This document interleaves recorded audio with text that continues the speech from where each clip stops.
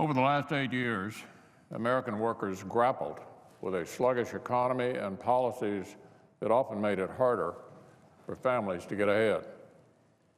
Even on its way out the door, the Obama administration pushed forward with more unfair regulations that hurt the middle class. It tried to advance regulations that threatened jobs and hindered economic growth. It tried to shift power away from people and toward government on everything from education to land management issues. And under the guise of helping more people save for the future, it undercut a system of private retirement savings that served millions of Americans very well for decades. It introduced regulations that would push more and more Americans into government-run retirement plans. These retirement savings regulations are a classic case of the whole being worse than the sum of its parts. The Obama administration encouraged states and municipalities to set up government-run retirement plans for private sector workers. Sounds great, some might say, but that's until you see the fine print. States always had the power to set up these plans, but they chafed at federal laws protecting the workers who would be automatically enrolled in them.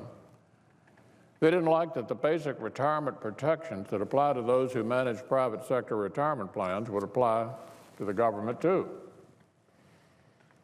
So they sought a waiver from long-accepted federal protections like the requirement to invest prudently and the rule against self-dealing. That's what these regulations are actually about. They allow states and cities to create an employer mandate that forces private sector workers into these government-run plans.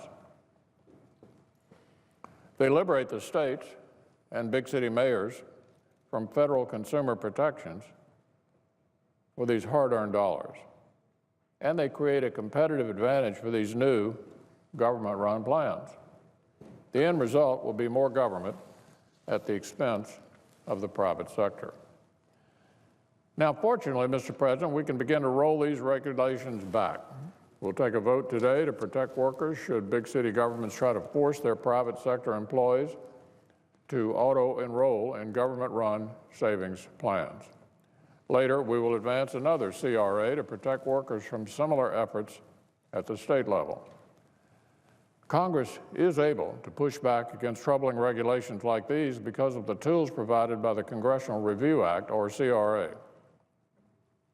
Just last week, we sent the 11th CRA resolution to the President's desk, and we hope to add to those regulatory relief efforts again.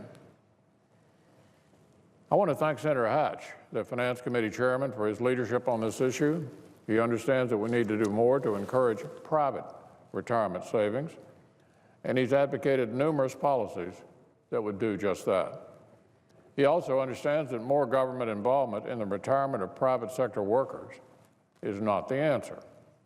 He introduced companion legislation to the House bills we'll vote on soon. We should pass that legislation without delay so that we can, as the chairman said, give employees and small business owners more flexibility and freedom to choose how to financially invest and build a nest egg for retirement.